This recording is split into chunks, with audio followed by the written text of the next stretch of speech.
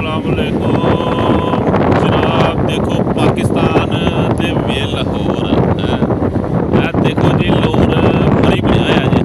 ठीक है तो मैं अपने भरावां नूं दिखाना चाह रहा कि चेक करो फेस 6 अल्लाह ताला बड़ा सॉरी फेस 8 हैगा जी DH। ते देखो ऐसी धुंध है कि नज़र कक्ख नहीं आ रहा। ते मैं भाजी जा रहा घर। ये तुम चेक करो कि धुंध कैसी है, हर शहर ही कोई शहर लोर है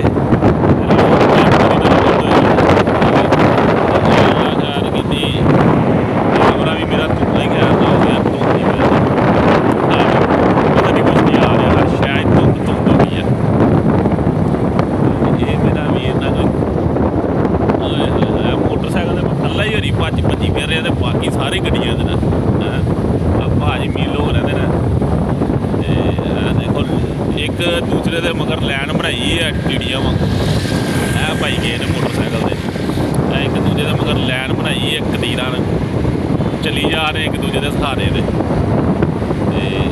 खैर नाल मेरा वीर जरा ना सर्दी इन्नी गै ऐतकी पै गई है कि बेभाई पै गई है। सर्दी तो मैं ना खैर हो गई, ये बेचारा बड़ा एक राइडर है इनू भी हो जाए